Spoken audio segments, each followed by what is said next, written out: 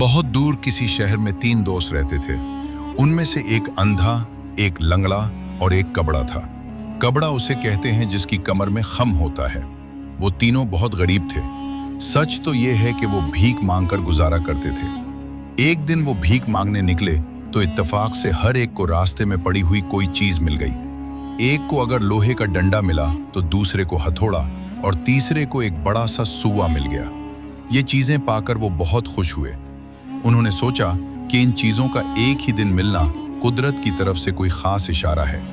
वो सर जोड़कर बैठे तो उन्होंने ये नतीजा अख्ज़ किया कि अपनी बदहाली को ख़त्म करने के लिए उन्हें सफ़र करना चाहिए।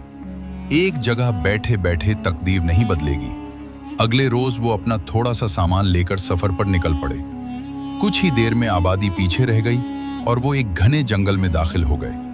उन्होंने सुना था कि इस जंगल में न सिर्फ खतरनाक जानवर रहते हैं बल्कि जिन और भूत भी रहते हैं। उन्होंने घबराने की बजाय आगे बढ़ने का फैसला किया। कुछ दूर उन्हें एक भीड़ मिली जिसे उन्होंने पकड़ लिया।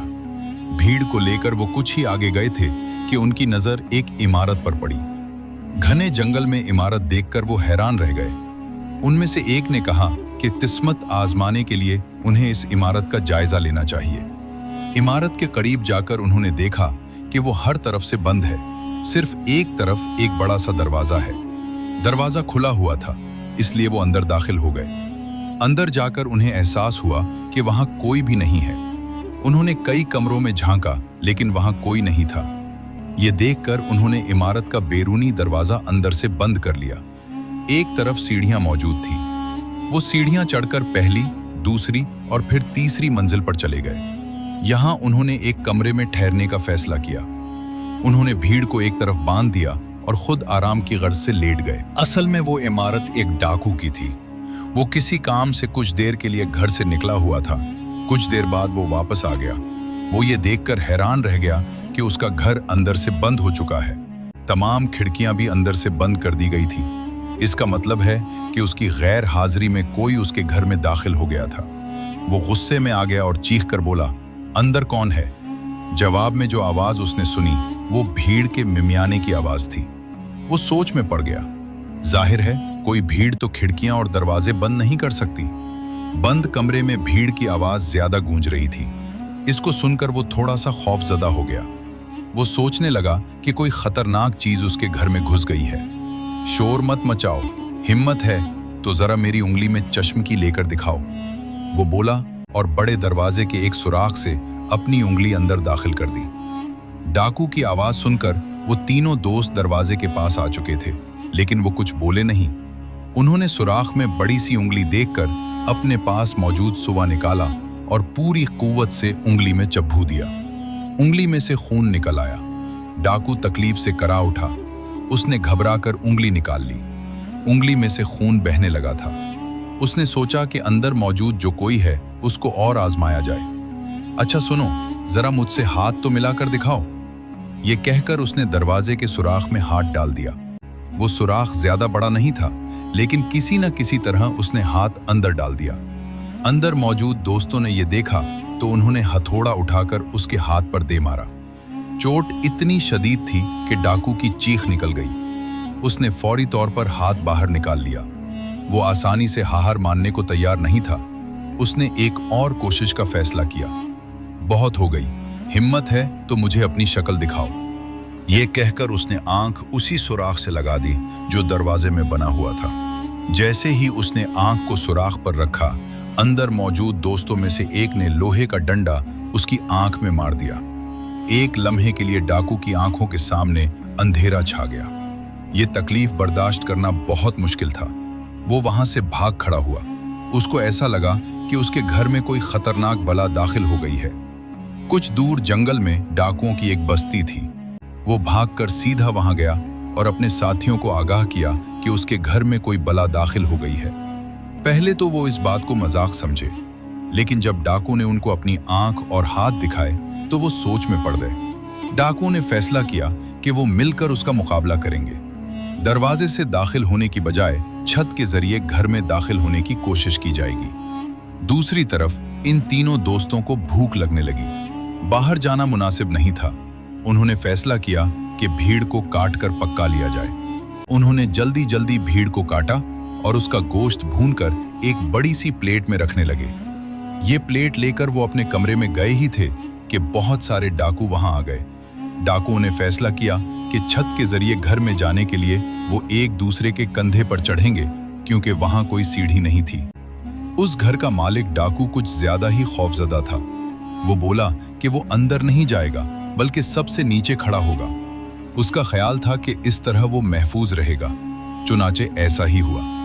बाकी डाकू उसके कंधे पर चढ़ते चले गए। जब सबसे ऊपर वाले डाकू का सर ऊपर वाली खिड़की तक जा पहुंचा तो उन्होंने चढ़ना बंद कर दिया। ये कमरा वही था जिसमें 3 दोस्त बैठे थे। जब सबसे ऊपर वाले डाकू ने अंदर झांका तो ये देखकर हैरान हो गया कि वो तो आम से 3 इंसान हैं। फिर भी कुछ बोलने से पहले उसने उनको गौर से देखना शुरू कर दिया। ये तीनों दोस्त बेखबर थे कि कोई उनको देख रहा है। उनकी तवज्जो खाने पर थी। उनमें से एक प्लेट में रखी बोटियों की तरफ इशारा करके बोला, उन्हें किधर से खाना शुरू करें, ऊपर से या नीचे से? अंधा, जो कि ऊंचा सुनता था और बोलता भी ऊंचा था, ने जवाब दिया कि उन्हें नीचे से खाना शुरू करना चाहिए। आमतौर पर खाना ऊपर से शुरू किया जाता है, लेकिन अंधा शायद मजाक के मूड में था। जब सबसे नीचे खड़े डाकू ने यह सुना तो उसकी टांगें कांपने लगी। वो समझा कि अंदर जो बला है वो शायद उसको खाने की बात कर रही है। इसका खौफ इतना बढ़ा कि उसने जान बचाने के लिए भागने का फैसला किया। जैसे ही वो भागा, उस पर खड़े हुए बाकी डाकू धड़ाम से जमीन पर आ गिरे। कुछ जख्मी हुए और कुछ घबरा कर भाग खड़े हुए। वो डाकू जिसने खिड़की में से झांका था वो सबसे ऊपर था, इसलिए वो तो गिरकर मर गया।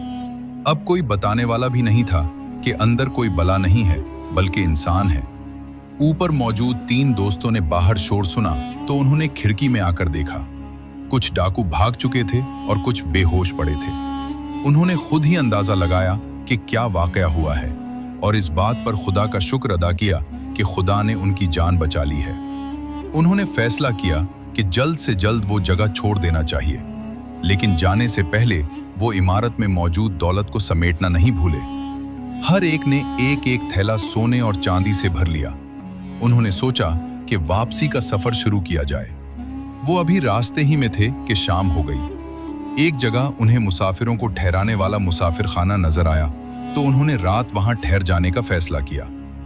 कुछ देर आराम करने के बाद उन्हें भूख लगने लगी। लंगड़े और कबड़े ने खाने की तैयारी का जिम्मे लिया और अपने अंधे दोस्त से कहा कि वो आराम करे। दरअसल लंगड़े और कबड़े ने यह साजिश कर ली कि अंधे को मारकर उसकी दौलत आपस में बांट ली जाए। उन्होंने एक जहरीले सांप को मारा और उसके गोश्त को पकाकर अंधे की खुराक में शामिल कर दिया।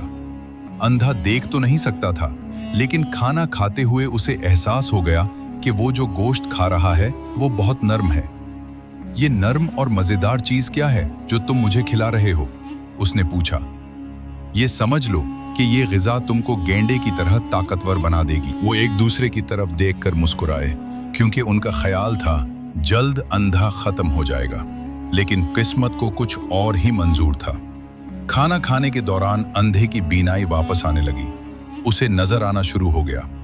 उसने देख लिया कि उसकी खुराक में सांप का गोश्त शामिल किया गया है। वो गुस्से से चीखा, तुम सांप खिलाकर मुझे जान से मारना चाहते हो? ये जानकर के अंधे को नजर आने लगा है वो परेशान हो गए, लेकिन उस पर अपनी परेशानी जाहिर किए बगैर बोले, हमने तुम्हें सांप इसलिए खिलाया कि तुम फिर से देखने लगो।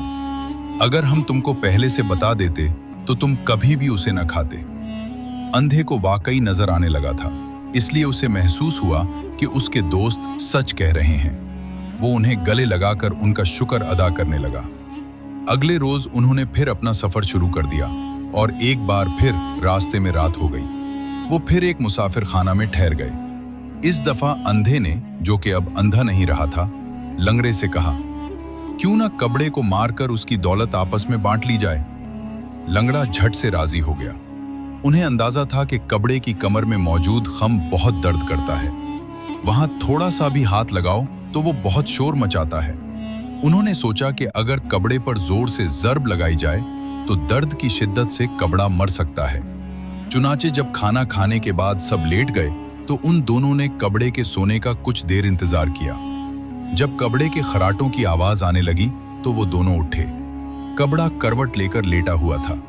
उन्होंने अपने हाथों को मक्कों की शक्ल दी और पूरी कुव्वत से उसकी कमर पर वार किया। दर्द की शिद्दत से कबड़ा मरा नहीं, बल्कि घबराकर सीधा खड़ा हो गया। जालिमों, क्या तुम मेरी जान लेना चाहते हो? वो हड़बड़ाकर बोला। बाकी दो दोस्त ये देखकर हैरान रह गए कि कबड़ा सीधा खड़ा है और उसकी कमर का खम निकल गया है। उनको बात बनाने का मौका मिल गया। हमने जो भी किया तुम्हारी दोहरी कमर को सीधा करने के लिए किया। क्या तुम देख नहीं रहे कि तुम्हारा खम दूर हो गया है? कबड़े को मानना पड़ा कि उसके दोस्तों की नीयत खराब नहीं। उसने दोस्तों की मेहरबानी पर उनका शुक्रिया अदा किया और इस बात पर माजरत की कि वो उन पर शक कर रहा था। अगली सुबह वो फिर सफर पर रवाना हो गए। उनका ख्याल था कि वो शाम से पहले अपने शहर में पहुंच जाएंगे, लेकिन अभी शहर कुछ दूर था कि रास्ते में रात हो गई।